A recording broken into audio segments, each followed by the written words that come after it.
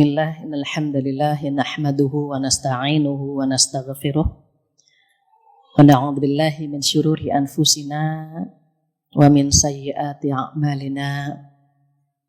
May yahdihillahu fala mudilla lahu wa may yudlilhu fala hadiyalah. Asyhadu an la ilaha illallah wahdahu la syarikalah wa asyhadu anna Muhammadan abduhu wa rasuluh la nabiyya ba'dah. Alhamdulillah dan alhamdulillah dengan izin Allah saya bisa menatap wajah ibu-ibu solehah, calon ibu solehah yang mudah-mudahan dari tempat ini banyak kebaikan yang bisa kita tebarkan, banyak generasi robbani yang lahir dari rahim ibu-ibu yang hadir di sini. Mudah-mudahan yang hadir Allah berikan kesehatan, umur yang panjang, rezeki yang berkah, suami yang sayang, anak cucu yang soleh-solehah. Mudah-mudahan Allah kelak mengumpulkan kita semua di jannah. Amin ya rabbal alamin. Tak lupa salawat dan salam kita sampaikan kepada kekasih kita Rasulullah sallallahu alaihi wasallam, di mana beliau bersabda, ittaqillaha haitsu ma kunta wa atbi'is sayyi'atal hasanata tamhuha. Apa artinya? Bertakwalah kepada Allah di mana saja kamu berada, di mana saja, kapan saja, bersama siapa saja. Yang ditanamkan sama Rasul apa? Rasa takut kepada Allah. Maka pesan beliau, bertakwalah kepada Allah di mana saja. Bukan hanya di Masjid Darussalam Kota Wisata, tetapi dianjurkan takut kepada Allah di mana saja. Kemudian apa hadis yang dilanjutkan? Wa atbi'is sayyi'atal hasanata tamhuha. Dan ikutilah keburukan dengan kebaikan, maka keburukan itu akan dihapus oleh kebaikan yang kita lakukan. Hari ini kita sudah bikin dosa belum? Kayaknya enggak gitu ya, kayaknya. Tapi boleh jadi ada hati anak kita yang terluka, hati pasangan kita yang terluka. Kemudian ibu-ibu hadir di pengajian ini, mudah-mudahan hadirnya kita di sini menghapus keburukan yang barusan kita lakukan. Amin. Dan tentunya keburukan di sini keburukan yang tidak direncanakan, bukan disengaja ya, tetapi memang dosa yang kita lakukan tanpa kita sadari. Jadi ketika kita melakukan amal soleh, maka keburukan-keburukan kita yang kita lakukan hari ini terhapus dengan amal soleh. Maka Rasulullah pesannya apa? Wa atbi'is sayyi'atal hasanata tamhuha. Ikutilah keburukan dengan kebaikan. Mudah-mudahan kebaikan itu bisa menggugurkan dosa-dosa kita yang kita lakukan, insya Allah. Amin ya rabbal alamin. Tema kita hari ini lanjut masuk surga bersama keluarga bagian kedua. Neng, boleh boleh minjem. Iya, Neng semua di sini insya Allah. Ya Allah, mudah lagi ya. Karena kalau dipanggil emas kan nggak ada di sini ya. Jadi Neng semua, dipanggil AA juga nggak ada. Oke teman-teman, boleh buka surat 13, surat Ar-Ra'd. Di mana di situ Allah memberikan kepada kita bocoran kalau ingin masuk surga bersama keluarga, maka kita sama-sama mengamalkan surat 13 ayat 21.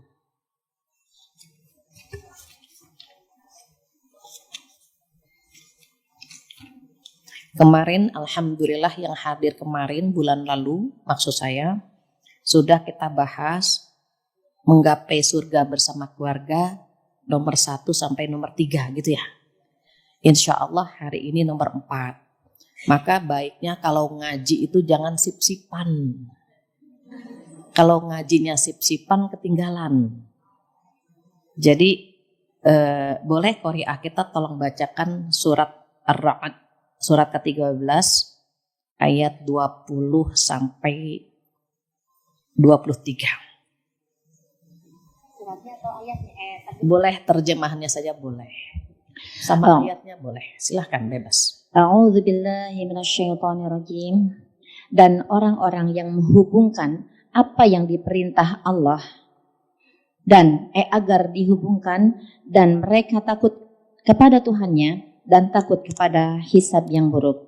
Dan orang yang sabar karena mengharap keridhaan Tuhannya, melaksanakan sholat, menginfakkan sebagian rizki yang kami berikan kepada mereka secara sembunyi atau terang-terangan, serta menolak kejahatan dengan kebaikan, orang itulah yang mendapat tempat kesudahan yang baik, yaitu surga-surga Adn. Mereka masuk di dalamnya bersama dengan orang-orang yang saleh dan nenek moyangnya, pasangan-pasangannya, dan anak cucunya. Sedangkan para malaikat masuk di ke tempat-tempat yang mereka semua dari semua pintu. Dan sambil mengucapkan selamat sejahtera atasmu karena kesabaranmu, maka alangkah nikmatnya tempat kesudahan itu.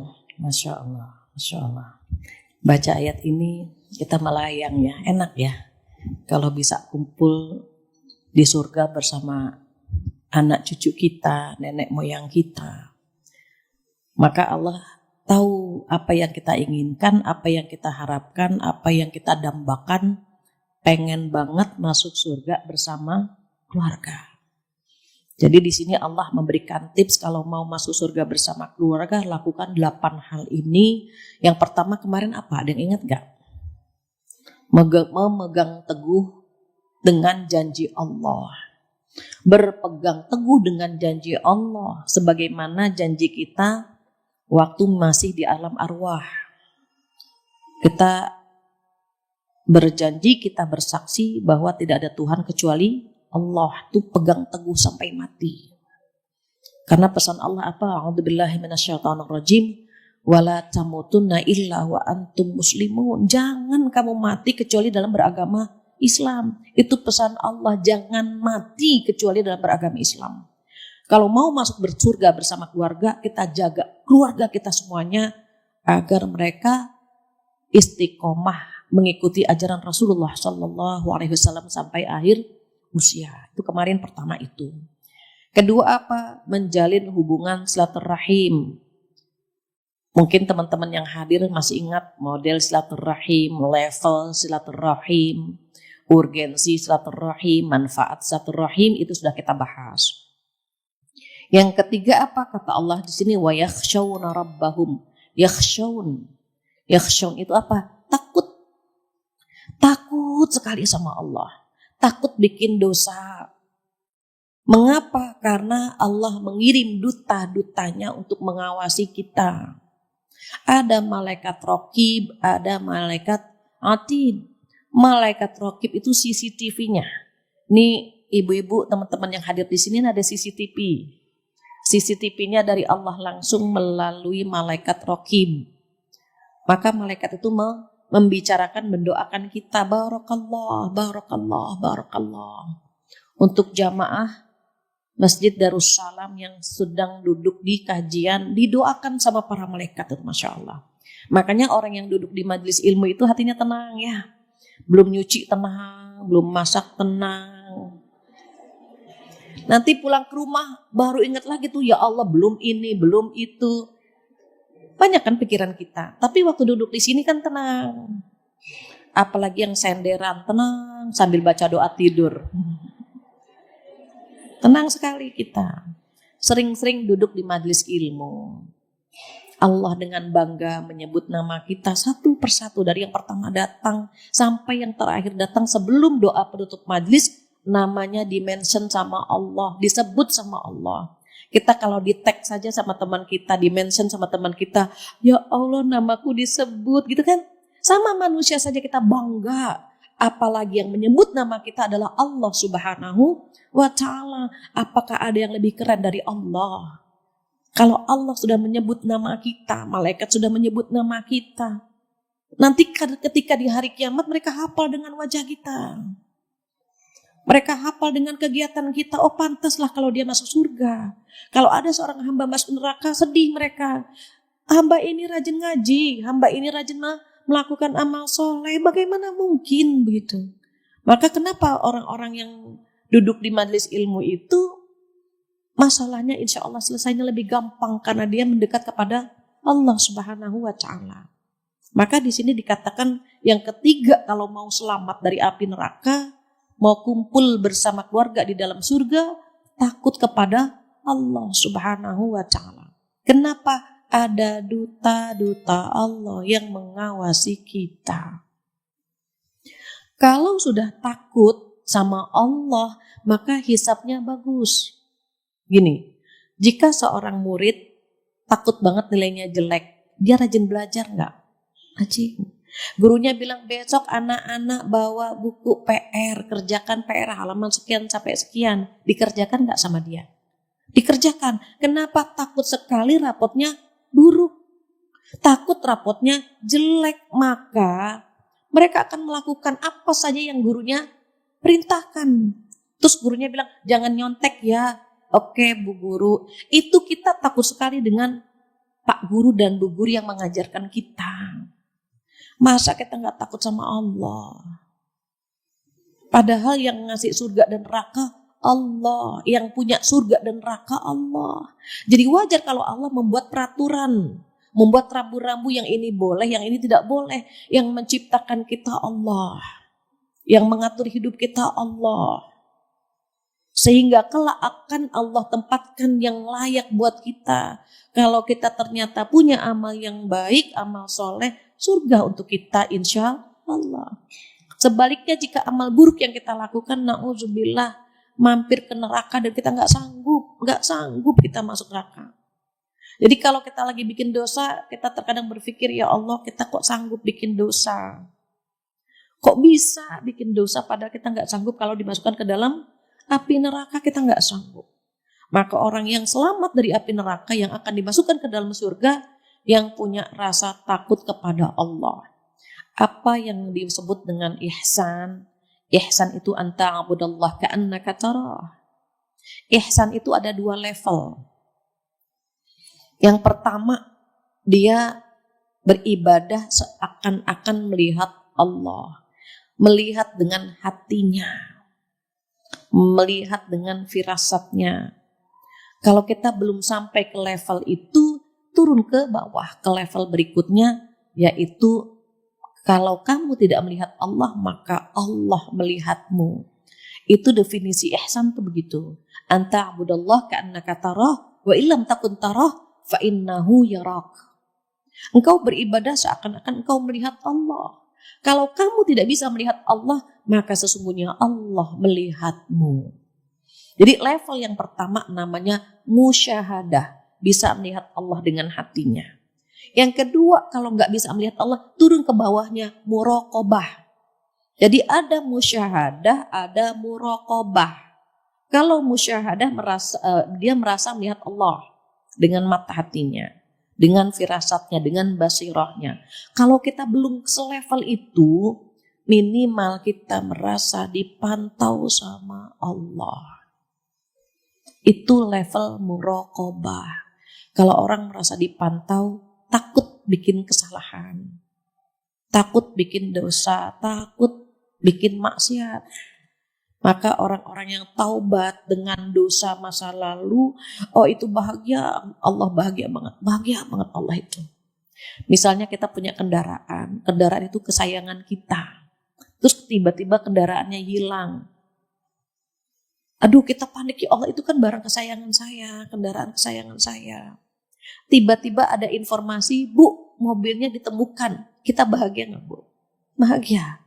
Allah melihat hambanya bertaubat, bahagianya melebihi bahagianya seorang hamba yang kendaraannya hilang, kemudian ditemukan kembali. Jadi kalau ada orang taubat, Masya Allah, dia datang lagi. Aku rindu dengan hambaku yang satu itu. Dia hadir lagi, dia datang lagi kepadaku, dia mohon ampun lagi kepadaku. Allah bahagia banget. Saya pernah ketemu dengan seorang wanita yang sedang kecewa. Suami selingkuh, bisnis hancur, anak-anak luar biasa ujiannya. Temannya bilang, Bu Fatia minta waktu 5 menit. Teman saya ini mau murtad katanya. Karena kecewa. Akhirnya Saya ketemu 5 menit karena saya ada agenda lagi. Saya tanya, Ibu ada yang ingin disampaikan saya? Dia jawab, Bu Fathia, Allah di mana? Allah kemana? Saya sakit, keluarga saya berantakan, suami saya selingkuh, bisnis saya hancur, Allah kemana? Namanya orang lagi marah, kita dengarkan saja sampai dia selesai. Saya balik tanya, Ibu sholat? Kadang-kadang. Kan lagi marah kan, jadi jawabnya. Ibu puasa? Ya kadang-kadang. Ibu hadir di pengajian? Ini baru pertama ngaji. Terus dia lagi marah, kita dengarkan. Saya bilang sama ibu ini, Ibu, Allah nyari ibu. Di tempat orang sholat ibu gak ada. Di tempat orang puasa ibu gak ada. Di tempat orang sedekah ibu gak ada. Di pengajian ibu gak ada. Ibu kemana selama ini? Ibu nyari Allah. Ibu merasa Allah meninggalkan ibu. Salah, saya bilang. Justru selama ini ibu yang meninggalkan Allah. Allah cari ibu. Di tempat pengajian ibu gak ada. Di tempat sholat ibu gak ada. Di tempat orang puasa gak ada. Di tempat orang bersedekah ibu gak ada. Ibu kemana? Bukan Allah yang meninggalkan ibu. Ibu yang meninggalkan Allah. Kemana ibu selama ini? Mulai nangis dia. Betul Allah nyari saya. Allah nyari ibu. Ibu kemana? Saya bilang. Mulai nangis. Terus gimana dong? Ibu duduk di pengajian lagi besok. Bulan depan kita ngaji lagi, bulan depan kita ketemu lagi. Ibu hadir ya, saya bilang. Iya. Ketemulah bulan depan. Saya tanya sama temannya gimana, dia jadi murtad gak? Alhamdulillah gak jadi Bu, katanya. Bahkan dia hadir lagi hari ini. Ketika ketemu Bu Fathia, saya ngaji lagi. Tapi saya belum pakai jilbab, gak apa-apa. Saya bilang hadir saja di pengajian. Karena orang-orang yang hadir di majelis ilmu itu sesungguhnya dimudahkan langkahnya sama Allah. Kita nggak ketemu ibu hari ini tanpa izin Allah. Langkah kita nggak dipermudah kecuali sama Allah. Enaknya kalau pagi-pagi ngapain? Rebahan, scroll TikTok, YouTube, gitu kan? Tiba-tiba kita bilang, besok ngaji yuk di Masjid Darussalam. Langkah kita dipermudah, hadir kita di sini dipermudah. Itu karena Allah sayang banget sama kita. Dibimbingnya langkah kita ke tempat ini, Masya Allah. Jadi nggak mungkin orang yang kumpul bersama orang baik-baik jika dia tidak punya hati yang baik. Walaupun dosa masih kita lakukan, minimal kita masih punya hati yang baik untuk kumpul bersama orang-orang baik. Karena jika Allah menghendaki kebaikan dari seorang hamba, Allah akan pertemukan dia dengan orang baik-baik. Maka orang yang takut kepada Allah Subhanahu wa ta'ala, sesungguhnya Allah tanamkan ke dalam jiwanya rasa muraqabah, yaitu merasa dipantau oleh Allah Subhanahu wa ta'ala. Yang keempat kita akan bahas hari ini, wa yakhafuna su'al hisab. Jadi kalau yang pertama berpegang teguh dengan janji Allah, yang kedua menjalin silaturahim, yang ketiga takut sekali kepada Tuhan mereka, takut sama Allah, maka yang keempat mereka takut dengan hisab yang buruk. Kalau mau masuk surga, tanamkan ke dalam jiwa kita takut dengan hisab yang buruk. Hari kiamat disebut dengan yaumul hisab, hari perhitungan. Dihitung, ditanya, dimintakan tanggung jawab apa yang sudah kita lakukan selama hidup kita. Ini kaki kita ini tidak akan pernah bergerak, tidak akan pernah pindah tempat sebelum kita menjawab 4 pertanyaan dari Allah Subhanahu wa ta'ala. Apa yang dimintakan tanggung jawab oleh Allah? Yang pertama, umur kita. Ibu-ibu yang hadir di sini umurnya berapa? 20 ke atas, 30 ke atas ya. Ditanya selama umurmu, apa yang sudah kamu lakukan? Kamu dapat hidayah kapan? Apakah kebaikan yang kamu lakukan atau keburukan? Ditanya. Bagaimana perilakumu dengan orang tuamu? Bagaimana adabmu dengan suamimu? Bagaimana suami kepada istrinya, dan bagaimana kita menggunakan waktu yang Allah berikan ini kepada anak-anak kita, kepada sahabat-sahabat kita. Ditanya sama Allah.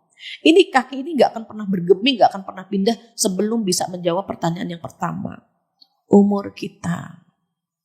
Jadi kalau misalnya kita saat ini katakanlah umurnya ada yang 40. Umur 40 itu umur di mana 2/3 sudah kita gunakan. Sisanya tinggal 1/3 lagi. Kata siapa? Kata Rasulullah Sallallahu Alaihi Wasallam. Jadi umur umatku antara 60 sampai 70. Berarti yang umurnya sudah 60 tinggal menghitung saja. Yang umurnya 40 sudah dipakai 2/3. Makanya umur 40 mudah-mudahan ya ini tidak terjadi. Umur 40 itu kalau dia sudah baik, insya Allah husnul khotimah. Tapi 40 masih ke diskotik, masih buka aurat gitu ya, khawatir gitu. Kalau 40 tahun masih senang dosa, masih senang berbuat maksiat, masih BCA gitu ya, takut juga dia. BCA boboci yang gitu. Boci ya, selingkuh, berzina, itu ngeri itu. Kalau umur 40 masih berani melakukan dosa. Kenapa? Karena 2/3 dari umur kita sudah kita gunakan. Bodi kita kan sudah tidak muda lagi. Rambut pun sudah meninggalkan dunia hitam. Jadi sudah ada kode dari Allah gitu. Leher banyak prisketannya. Wajah tidak mulus lagi. Kolesterol naik, asam urat naik. Belum lagi nanti penyakit-penyakit yang lain gitu ya. Itu kalau perempuan karena melahirkan, biasanya penyakitnya itu mulai banyak di usia 40. Kalau laki-laki usia 40 itu mulai ngomong poligami. Itu usia 40.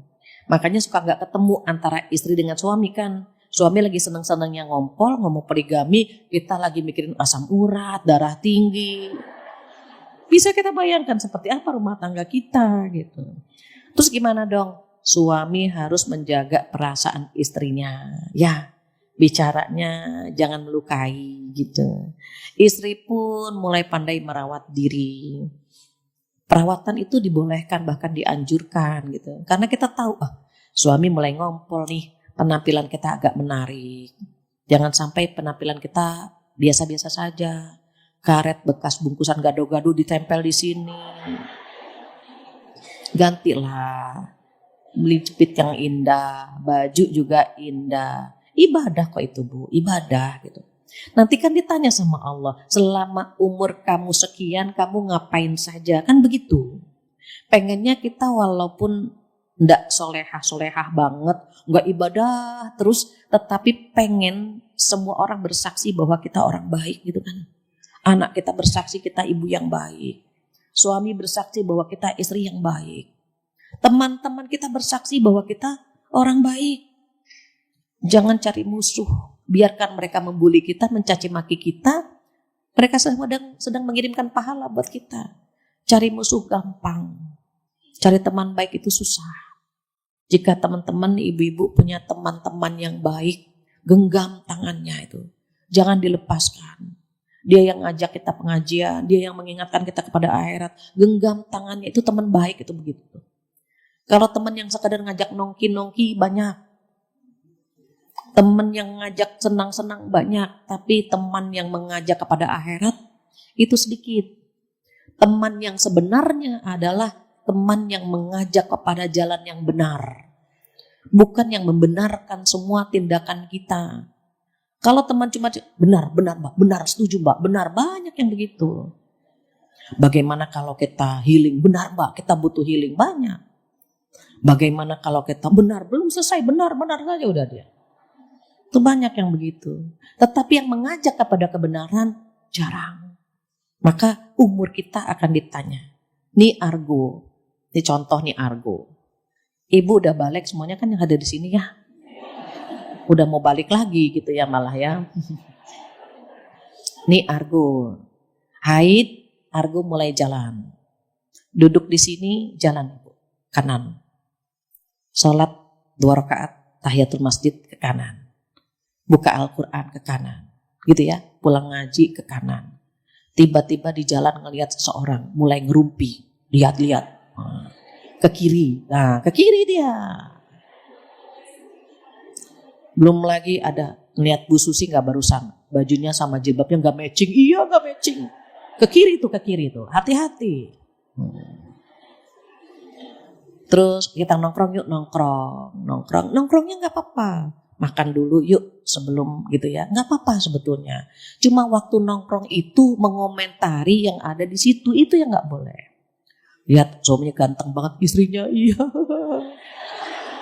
Nah ke kiri tuh, nauzubillah. Sampai pulang ke rumah, astagfirullahaladzim, baru pulang ngaji, tapi lisan tidak terjaga. Kalau banyak dosanya ke kiri. Hati-hati nih umur kita nih begini, maju mundur. Nggak cantik kalau mundur tuh nggak cantik. Maju terus kita harusnya. Gitu ya, maju lagi. Jangan maju mundur cantik. Tidak, dosa tuh nggak cantik Yura gitu ya. Jadi dosa tidak cantik Yura, kita ke kanan saja gitu ya. Oke. Terus yang kedua yang ditanya apa? Yang ditanya adalah tubuh kita. Yang pertama tadi apa? Usia. Yang kedua, tubuh ini capeknya ngapain? Capek yang pahalanya besar, itu capek menuntut ilmu. Ibu punya anak sedang belajar, entah itu di sekolah agama atau sekolah umum, dia capek. Itu capek yang disayang sama Allah itu. Ibu duduk di sini capek, 1 jam gonta-ganti kaki berapa kali saya perhatikan. Kayaknya capek banget gitu ya. Tangan udah sikutnya di kanan, sikut kiri. Ganti lagi gitu. Bolak-balik ke toilet. Ya Allah, 1 jam itu udah bolak-balik berapa kali gitu ya. Saking capeknya ya Bu dari pagi, Masya Allah. Tapi itu capek yang disayang sama Allah. Pahalanya besar. Ibu hamil 9 bulan, itu puncaknya capek. Itu wahnan ala wahnin. Capek di atas capek, puncaknya capek itu ibu hamil. Kalau dia ikhlas, berharap pahalanya seperti seorang mujahid yang tahajud setiap malam dan puasa setiap hari. Kalau ikhlas. Kalau nggak ikhlas sayang. Apalagi kita mengkomparasi tubuh ini dengan tubuh suami. Enak sekali suami. Cuma menikmati buah hatinya. Kita 9 bulan. Ini pegel, itu pegel gitu kan. Tidur miring ke kanan salah, ke kiri salah. Nelentang meninggal gitu kan. Nelentang, tang ditelen. Bukan terlentang, nelentang. Tengkurap lebih parah lagi. Itu capek. Iya, kalau tengkurap seperti jungkat-jungkit kan jadinya kan gitu. Makanya capek di atas capek perempuan itu. Bayangkan kalau ada seorang suami yang tidak menghargai lelahnya istri, itu bisa kita pertanyakan tuh, kenapa dia menikahi wanita itu? Kalau cuma untuk diselingkuhi, untuk KDRT, kenapa dinikahi? Kalau tidak suka, antarkan istrinya ke orang tuanya. Sedih kita kalau melihat perempuan ada dipukuli gitu ya. Perempuan dikhianati, dia nggak tahu.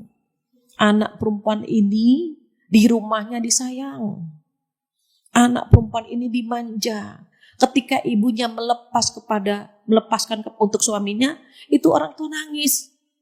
Kenapa nangis? Karena dia belum tahu apakah aku menyerahkan putriku kepada orang yang tepat. Apakah mantuku ini menjadi imam yang baik? Dia nangis sebetulnya. Jika ternyata terjadi sesuatu yang tidak diinginkan, itu orang tua itu sakit sekali. Sakitnya melebihi anaknya. Jadi ini luar biasa kalau misalnya kita menikah ya. Suami kita mungkin ekonominya tidak seperti yang kita harapkan. Kita capek gitu ya, capek ngurus anak, capek nyuci, ngepel. urusan-urusan rumah tangga karena tidak ada ART, itu pahalanya besar, Masya Allah. Kenapa? Karena sebetulnya sebuah amal soleh itu di rumah. Suami punya kewajiban memberikan kepada kita sandang, pangan, papan. Bahkan yang lebih ekstrimnya lagi, istri itu tinggal buka mulut aja disuapin gitu. Sebetulnya. Kenapa? Sandang, pangan, papan itu kewajiban suami. Tapi kan dengan kebaikan istrinya masak gitu kan. Karena tidak ada ART. Dia nyuci piring. Itu amal yang pahalanya luar biasa karena itu bukan kewajiban. Mengapa ulama seperti Imam Syafi'i mengatakan memasak dengan mencuci bukan kewajiban istri?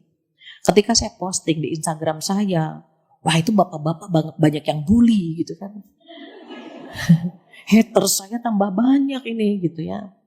Banyak yang julid lantaran saya mengambil pendapat Imam Syafi'i.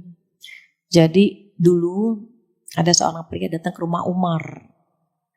Ketika pria ini berkata bagaimana Umar gitu ya mendidik, mengkondisikan istrinya sehingga bisa menjadi istri yang baik.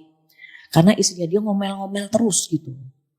Ngomel-ngomel, marah-marah. Kalau perempuan udah capek tuh ngomelnya sering. Perempuan itu kan ngemil, ngemol, ngomel. Dia kalau capek ngomel gitu. Akhirnya dia datang ke rumah Umar. Sampai di rumah Umar, istrinya Umar juga lagi marah-marah. Apa kata pria ini? Perempuan di mana-mana sama aja. Gitu. Mau pulang kan? Ketika akan pulang Umar melihat, duhai Fulan, apa yang membuatmu datang ke rumahku? Ngadulah pria ini. Istriku cerewet, istriku begini. Apa kata Umar? Biarkan, coba. Umar khalifah yang paling berani, yang paling tegas, pedang terhunus, tapi sama istrinya ngalah. Biarkan istrimu cerewet, biarkan kata Umar. Biarkan istrimu ngomel-ngomel, biarkan kata Umar. Kenapa? Dia telah mencuci pakaian kita, coba. Dia mengandung anak-anak kita, dia melahirkan buah hati kita, dia mencuci pakaian kita dan dia memasak buat kita. Padahal itu bukan kewajibannya, kata Umar. Kalimat Umar ini yang dijadikan dalil oleh sebagian para ulama bahwa memasak dengan mencuci bukan kewajiban.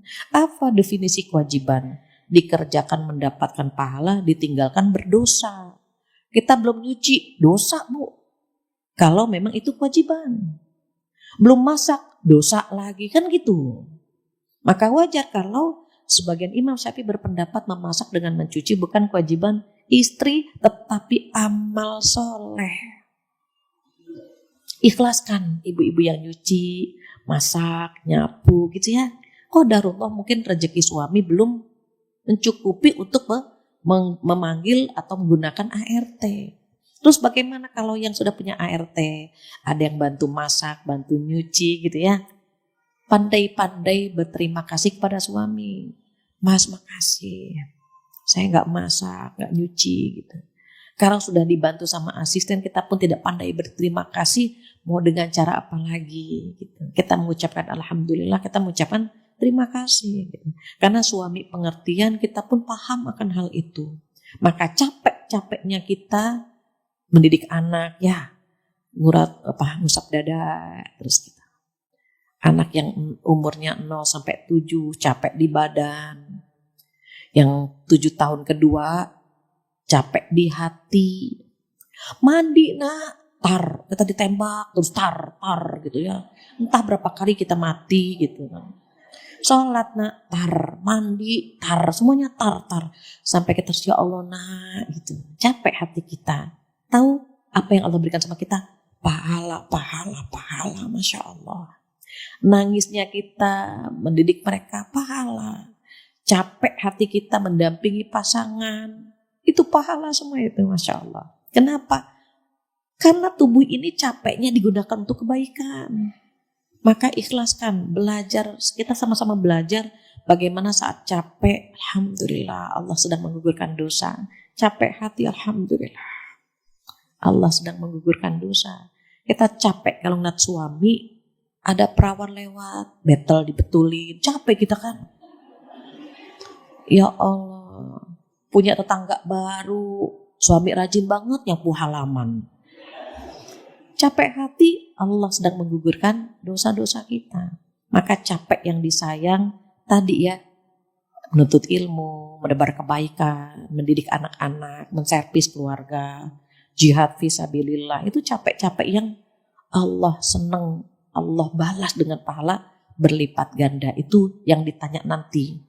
Jadi kalau tubuhmu capeknya buat apa? Ini, Masya Allah. Balasannya surga insya Allah. Kalau untuk kebaikan. Kemudian yang dihisab yang ketiga apa? Ilmu.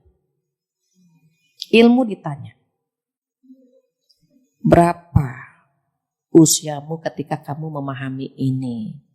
Kapan kamu hijrah?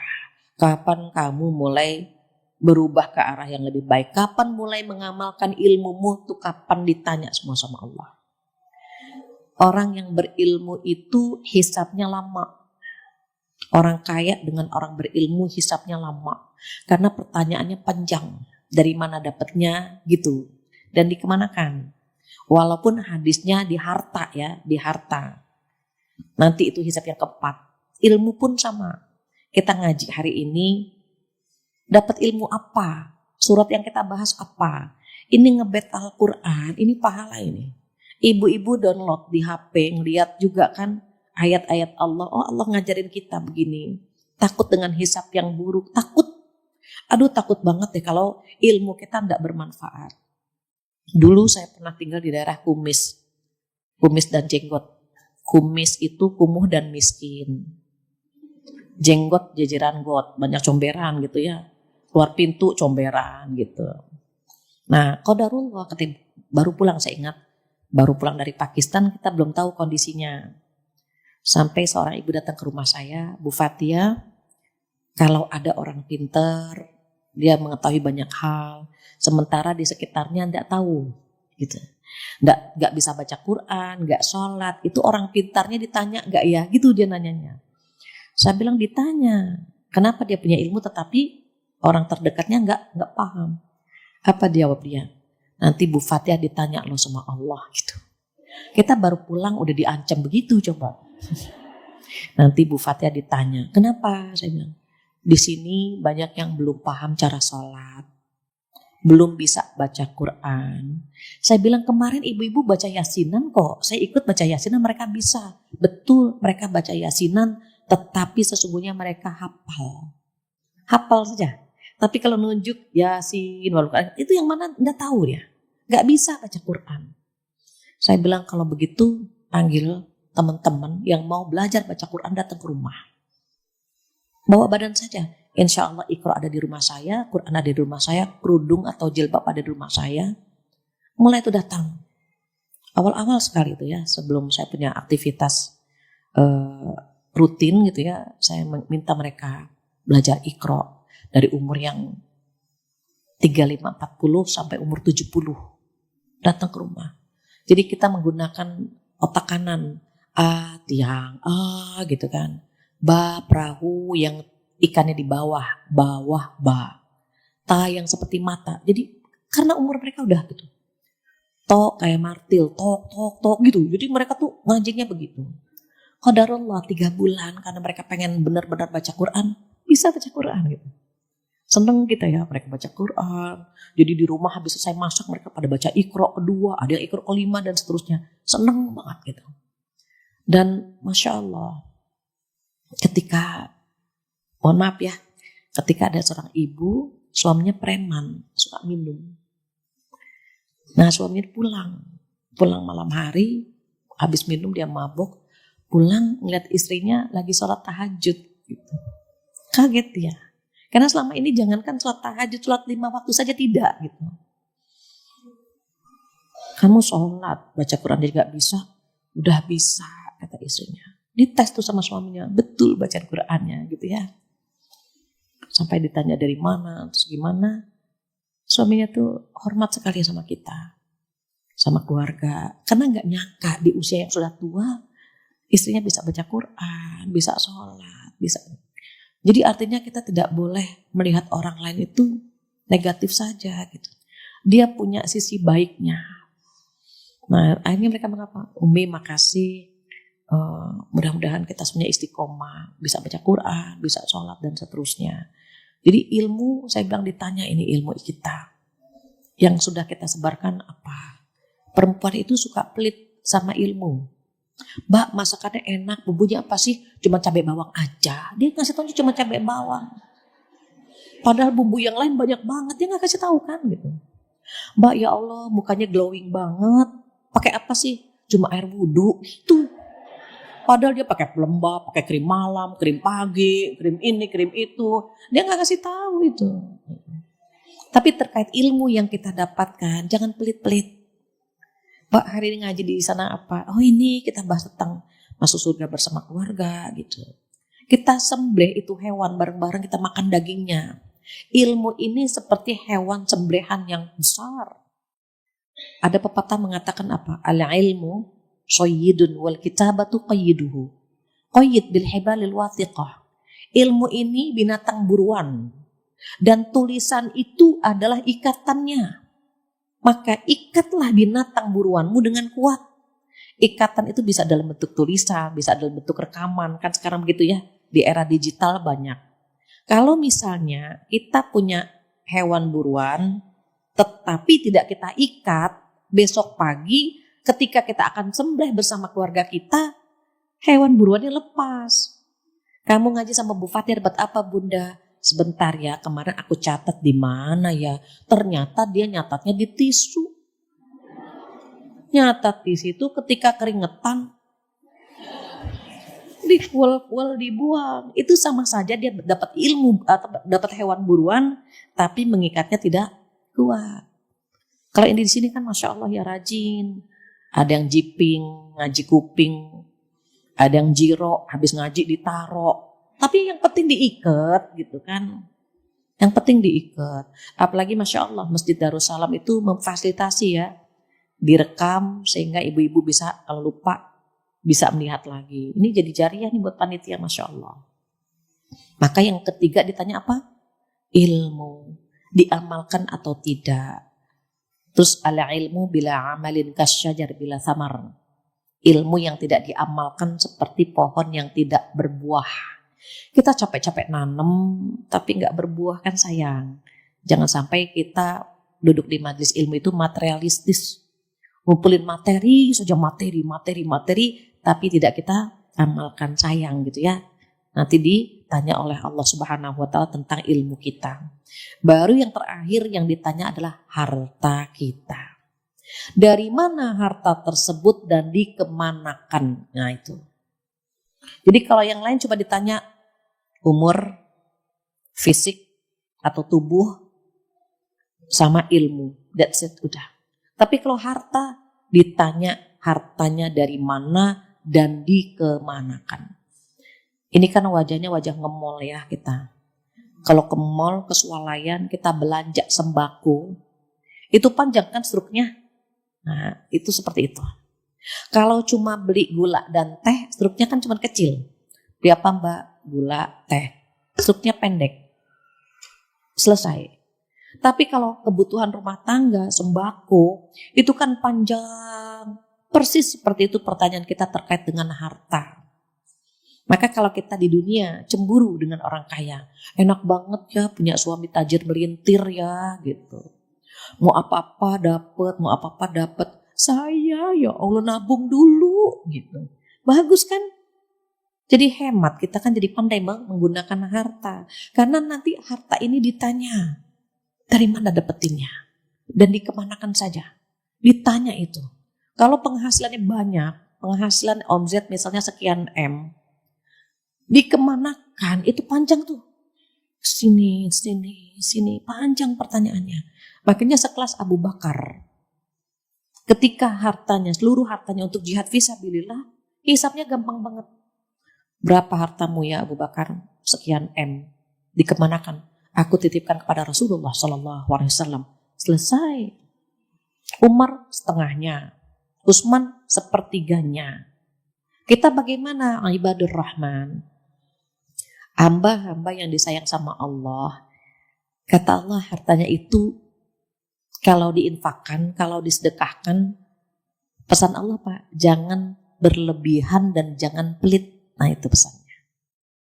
Mau jadi hamba yang disayang sama Allah saja, itu kalau berinfak jangan berlebihan dan jangan pelit. Di antara keduanya. Di mana? Di surat Al-Furqan. Ibu bisa cek. Surat 25 ayat 67. Boleh dibantu dan tolong bacakan terjemahannya Neng. Surat 25 ayat 67.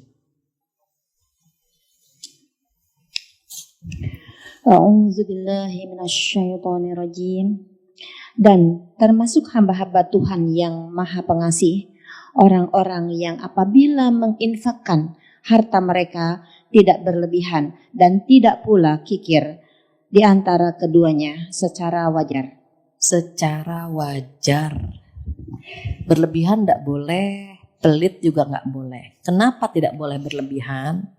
Allah tahu hambanya kalau sedekahnya berlebihan suka nyesel. Nyesel dia. Kotak jalan, dia titipkan 100.000. Pas keluar ada bazar. Jilbab 1.000 dapat 3, ya 100.000 dapat 3. Aduh, coba tadi naruhnya jangan 100. Kita ini suka nyesel kalau berlebihan. Cinta yang berlebihan, tiba-tiba dia meninggalkan kita, kita nyesel gitu kan. Benci yang berlebihan, tiba-tiba dia begitu sayang kepada kita, nyesel. Maka tidak boleh berlebihan. Sedekah yang berlebihan pun demikian. Kadang-kadang kita nyesel, coba tadi gitu kan. Maka Allah tahu karakter kita. Karakter kita itu aslinya pelit. Ya, Allah yang menyampaikan di surat Al-Ma'arij, surat 70 ayat 18 sepertinya. Kita cek lagi. Surat Al-Ma'arij. Biar kita kenalan ya sama kita nih siapa sih gitu. Innal insana khuliqa halu'a idza massahu syarru jazua wa idza massahu khairu manu'a illal musallin. Ayat ke-19 sampai ayat 25. Boleh Neng. Surat ke-70 ayat 19 sampai ayat 25. Silahkan. A'udzubillahi minasyaitonirrajim. Sungguh manusia diciptakan bersifat suka mengeluh. Apabila dia ditimpa kesusahan, dia berkeluh kesah. Dan apabila mendapat kebaikan, harta dia jadi kikir. Kecuali orang-orang yang melaksanakan sholat. Mereka tetap setia melaksanakan sholatnya, dan orang-orang yang di dalam hartanya disiapkan bagian tertentu bagi orang miskin yang meminta dan tidak meminta. Betul. Dan tidak meminta. Ini tips dari Allah biar nggak sering ngeluh, biar nggak pelit gitu. Itu setia dengan sholat. Terus ada dana yang dialokasikan bagi yang meminta dan yang tidak meminta. Kita punya adik, punya kakak nggak minta kan sama kita, tapi kita tahu dia butuh gitu. Ada tetangga kita dia butuh tapi nggak minta sama kita. Ada alokasikan harta tersebut yang kita infakkan untuk yang meminta dan yang tidak meminta. Kalau sudah seperti ini, insya Allah itu hilang penyakit kita. Ini Allah yang memberikan bocoran kepada kita. A'udzubillahi minasyaitonirrajim. Innal insana khuliqa halu'a idza massahu syarru jazua wa idza massahul khairu manu'a. Sesungguhnya manusia itu diciptakan suka ngeluh. Lebih banyak mana ngeluhnya sama syukurnya? Ngeluhnya. Sendiri ngeluh. Mbak enak ya udah nikah, saya belum Mbak gitu. Yang sudah menikah ngeluh juga. Mbak enak bangetnya masih sendiri bebas kemana-mana. Saya udah nikah ya Allah. Ngeluh kan. Belum punya anak ngeluh. Ya Allah Mbak enak ya punya anak. Ada yang diajak main. Seneng ya Mbak gitu. Saya belum punya anak Mbak. Ya Allah Mbak doain ya Mbak gitu. Terus yang sudah punya anak bilang apa? Mbak enak banget ya belum punya anak tidur nyenyak. Saya Mbak ya Allah. Terus bersyukurnya kapan? Ini Allah yang memberikan bocoran kepada kita, itu sikap kita. Sifat kita tuh begitu gitu. Kalau dikasih kesulitan dia mengeluh. Kalau dikasih harta dia kikir, pelit. Kecuali siapa? Orang-orang yang setia dengan sholatnya. Makanya nanti masuk surga bersama keluarga itu ada sholat, ada zakat atau sedekah. Karena dua tips ini nanti kita praktekkan. Dua tips ini itu bisa mengikis penyakit hati tadi. Gitu. Sebetulnya ada 8, tapi yang kita bahas terkait penyakit kita itu 2, karena 2 ini lebih mudah buat ibu-ibu solehah gitu ya. Jadi kita kembali lagi bahwa kelak di hari kiamat harta kita itu akan dihisab agar, mohon maaf, kalau kita menggenggam harta, nih harta ini kita bawa, kita gunakan sesuai dengan yang Allah mau, bukan yang kita mau. Allah ngaturnya bagaimana? Ada zakat tahunan, ada zakat, itu kan profesi dan seterusnya. Nanti akan kita bahas ya bulan depan insya Allah terkait dengan infak dan seterusnya. Jadi hari ini karena kita ingin tahu apa sih yang dihisab di hari kiamat gitu kan. Karena orang yang masuk surga bersama keluarga takut banget rapotnya tuh jelek, takut banget. Sehingga ketika dia takut rapotnya jelek, takut hisabnya buruk, ketika di dunia dia buat semua perintah Allah dikerjakan biar nilainya bagus. Nanti di hari kiamat rapot ini akan diberikan oleh Allah. Kata Allah apa? Kalau yang punya amal soleh ngambilnya dengan tangan kanan. Gitu. Kalau yang amalnya toleh, amalnya buruk, ngambil dengan tangan kiri. Nah, yang amal soleh, yang ngambil dengan tangan kanan, sesungguhnya dia pernah bikin dosa gitu. Pernah bikin dosa, rapotnya ada yang merah. Sebenarnya ya, di dalam hadis dikatakan, ketika ngambil rapot, dia ngambil pakai tangan kanan. Terus dia cek, bagus nilainya, bagus gitu kan. Terus ada yang merah. Aduh, yang ini gak bagus nih. Sempat bikin dosa. Ditandain sama dia. Kayak yang ini yang buruk gitu ya. Dia ngebet lagi bagus. Terus dia kembali ke tempat yang tadi. Yang nilainya gak bagus. Dia buka lagi. Sama Allah sudah diganti dengan nilai yang bagus. Barulah dia bilang sama manusia pada saat itu. Ha'umuqra'u kitabiyah. Kamu mau gak? Gitu. Baca rapotku, kamu mau tahu nggak nilaiku? Begitu. Jadi yang nilainya bagus, dia akan bahagia, dia akan bangga. Rapotku bagus. Kamu mau lihat nggak? Gitu. Sementara yang rapotnya buruk, itu ngambilnya dengan tangan kiri dan dia sembunyikan. Kenapa? Dia udah pusing. Nah, ini hisapnya lama, di nerakanya lama. Jadi kalau rapot di dunia saja kita ingin nilainya bagus, apalagi rapot di negeri akhirat nanti. Apalagi rapot di hadapan Allah. Jadi kalau mau berbuat buruk, enggak, nanti rapotnya jelek.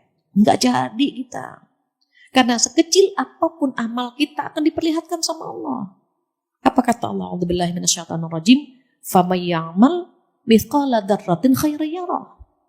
Wa may ya'mal mithqala dzarratin syarran yarah.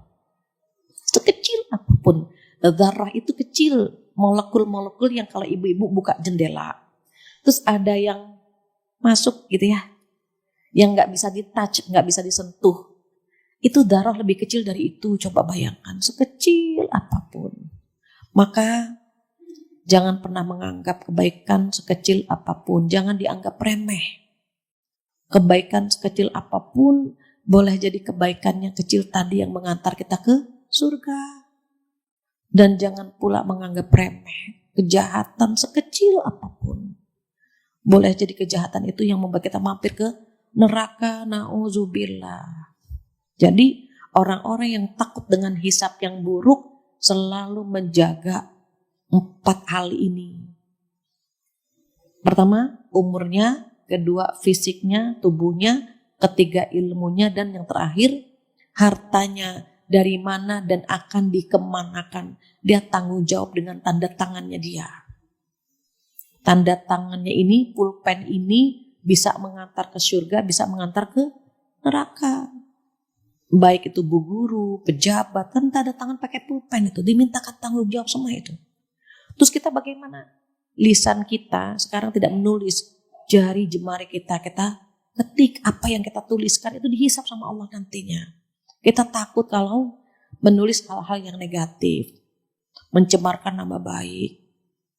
Takut banget, aduh dimintakan tanggung jawab sama Allah. Umur yang kita gunakan ternyata untuk membuli. Anggota tubuh kita capeknya untuk berbuat dosa, takut banget. Maka orang-orang yang takut dengan hisab yang buruk, insya Allah akan selamat dari api neraka. Karena dia selalu menjaga hal-hal yang bisa membuat rapotnya indah. Dia bacanya bangga, dia kasih tahu teman-temannya, ini loh rapotku baik banget, bagus banget, kan gitu. Ini terkait dengan wa yakhafuna su'al hisab. Terakhir yang ke-6, kelima ya. Mudah-mudahan cukup. Yang kelima kata Allah, a'udzubillahi minasyaitonirrajim, walladzina sabaru ibtigha'a wajhi rabbihim. Yang kelima, Masya Allah, orang-orang yang sabar karena mengharap keredoan Tuhannya. Sabar mengharap redho Allah. Terus sabar di berapa tempat? Sabar di 3 tempat. Sabar itu ada 3 macam. Kalau yang pernah ngaji masih ingat, tapi saya khawatir catatannya hilang ya. Kalau terkadang ya, kalau kebanyakan ilmu kan ilmunya nguap tuh. Nah, sabar di 3 tempat. Apa yang pertama? Sabar yang pertama, sabar dalam menjalankan perintah Allah. Salat sabar, puasa sabar, taat sama suami sabar. Kenapa? Sabar dalam ketaatan. Kalau kita nggak sabar, mungkin sholat zuhur 2 rakaat kita udah salam. Lama banget 4 rakaat 2 aja gitu. Tapi kita kan sabar kan nunggu sampai 4 rakaat baru salam. Hanya mohon maaf, kita sholat itu tidak sabar. Kadang-kadang sholatnya subuh, yang dipikirkan zuhur. Itu nggak sabarnya di situ. Baru sholat subuh nih, Allahu Akbar. Nanti siang anak-anak makan apa ya? Nah itu. Kayaknya di kulkas ada ayam, Allahu Akbar gitu. Enaknya ayam diopor apa digoreng, sami Allah liman hamidah. Tuh nggak sabarnya kita, kan masih sholat subuh. Kenapa mikirinnya makan siang? Kita suka nggak sabar untuk khusyuk gitu maksudnya. Itu yang bikin kita nggak sabar untuk khusyuk. Nah itu sabar dalam ketaatan. Taat sama suami itu kan perintah Allah. Sabar nggak sama suami? Nggak. Kalau suami bilang, Bunda udah sholat, ya ayah, enak kan selesai. Tapi kadang-kadang kita nggak sabar kalau ayahnya mengingatkan. Bunda sudah sholat, ayah juga kadang-kadang telat gitu. Padahal kan tinggal bilang, iya, selesai kan. Tapi kita nggak sabar begitu. Maka saat kita sabar menjalankan perintah Allah, karena kita mencari redha Allah semata. Sabar dalam menjalankan perintah yang rukun Islam yang 5, sabar nutup aurat. Ibu sabar nutup aurat ya. Tapi rambut saya cakep loh Bu, baru dari salon. Kasih suami aja. Memang kita kan ke salon buat suami kita. Gitu ya. Jadi ini Masya Allah akhir zaman nutup aurat itu akan menjadi amal yang sangat sulit. Walaupun kita sudah terbiasa, tetapi akhir zaman itu kadang menjadi sesuatu yang dilarang gitu kan. Maka yang bagus kita mulai belajar bagaimana jilbab kita itu nutupin dada. Itu diperintahkan tuh. Banyak kan jilbab bunuh diri. Yang dicekek itu kan bunuh diri. Jilbab dicekek itu gak sehat. Yang begini dilepas, biarkan dia merdeka gitu. Jadi itu yang dianjurkan, tutup dadanya. Kok bisa sih panas-panasan pakai jilbab mencari ridho Allah? Itu sabar yang pertama. Sabar yang kedua apa? Dalam meninggalkan maksiat, dalam meninggalkan larangan. Nggak boleh selingkuh, ya sabar. Nggak boleh ngerumpi, ya sabar. Nggak usah protes dengan syariat Allah. Kenapa sih ya haji harus di tanah haram, mana mahal? Coba kalau haji di Monas. Sabar, memang perintah Allah di sana. Terus kenapa sih kalau orang taat nggak ada protes? Termasuk dilarang nggak akan protes. Kenapa sih nggak boleh selingkuh? Kenapa sih nggak boleh ngerumpi? Bahkan saya pernah ngajar di salah satu kantor itu panitianya ngemut permen. Ngemut permen, saya tanya, Mbak ngemut permen terus? Iya, habis kalau nggak ngerumpi asem. Dari pagi saya udah belajar nggak ngerumpi, jadi dia ngemut aja gitu, ngemut permen gitu ya. Karena kalau perempuan dilarang ngerumpi, itu mereka ke kelurahan minta SKTM, surat keterangan tidak mampu. Gitu. Jadi kalau kita bisa nahan nggak ngerumpi, itu Masya Allah. Lagi belajar, kan harus sabar. Sabar dalam meninggalkan larangan Allah. Paling berat buat ibu-ibu itu ngerumpi ya. Meninggalkan ngerumpi itu paling berat. Paling berat buat bapak-bapak itu menahan pandangan. Dia menahan pandangan itu berat buat dia. Kenapa? Yang lalu lalangan banyak tuh perempuan. Dia harus nunduk. Kalau ngelirik, ya Allah sayang, mubadir dia. Makanya kalau ada bapak-bapak sabar untuk menahan pandangan. Oh, perempuan itu bukan muhrim saya nggak layak lihat. Itu keren. Kita sabar menahan lisan kita, itu keren. Nggak terlalu banyak gaul ya. Artinya bergaul boleh, tetapi kalau banyak circle yang membuat kita lebih banyak ngerumpi, hindari.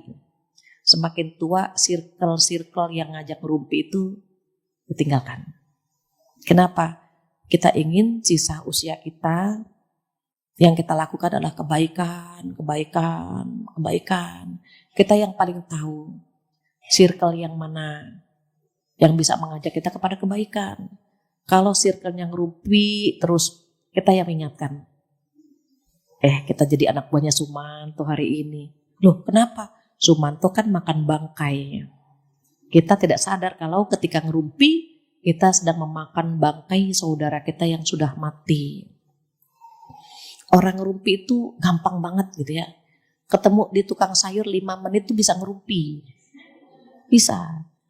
Sebabnya apa sih? Boleh jadi karena iseng, boleh jadi karena kecewa, iri, dengki, sombong, marah, prihatin, itu bisa membuat orang ngerumpi. Makanya sabar. Astagfirullahaladzim. Sabar saat kita dilarang oleh Allah Subhanahu wa Ta'ala. Itu sabar yang kedua dalam meninggalkan kemaksiatan. Sabar yang terakhir, sabar dalam menghadapi ujian Allah. Kita yang hadir di sini matanya penuh dengan ujian. Ada yang lewat suaminya, ada yang lewat anak-anak ya. Ada yang lewat hartanya. Cicilan gak lunas-lunas. Ujian kita macam-macam, disesuaikan dengan iman kita. Semakin tinggi imannya, semakin berat ujiannya. Semakin dekat posisinya dengan Allah, semakin gencar goyangannya. Iman kita disesuaikan, ujian kita disesuaikan dengan keimanan kita. Makanya banyak yang bilang begini, Bu Fatia, kok saya setelah hijrah, setelah saya beralih ke jalan yang lebih baik lagi, ujian saya berat begitu. Saya bilang karena kita semakin dekat dengan Allah. Semakin dekat dengan Allah, semakin besar ujiannya. Semakin disayang sama Allah. Orang-orang terdekat itu kan disayang. Kalau yang jauh, jaraknya terlalu jauh. Maka dia harus lari untuk lebih dekat kepada Allah Subhanahu wa Ta'ala. Kita gak pernah tahu kapan ajal menjemput. Jangan terlalu lambat jalan kita. Jangan stuck di tempat. Ajal kita semakin dekat, semakin bergantinya tahun, semakin dekat jatah kita. bertemu dengan Allah. Maka jalannya jangan terlalu lambat. Cari cara bagaimana Allah redho. Sabarnya memang sabar dalam mencari redho Allah. Sekarang kita lagi belajar, ya Allah, aku ikuti yang Engkau mau ya Allah. Aku belajar redho dengan semua keputusan-Mu ya Allah. Karena apa yang Engkau berikan adalah yang terbaik buat hamba. Kalau ada iman kepada takdir baik dan buruk itu kacamata kita sebetulnya.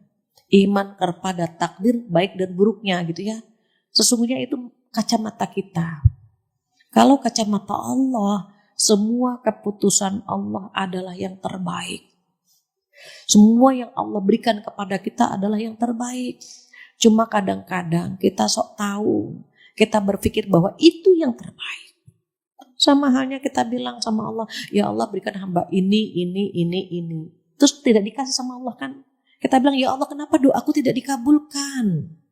Kata Allah, karena itu bukan yang terbaik untukmu.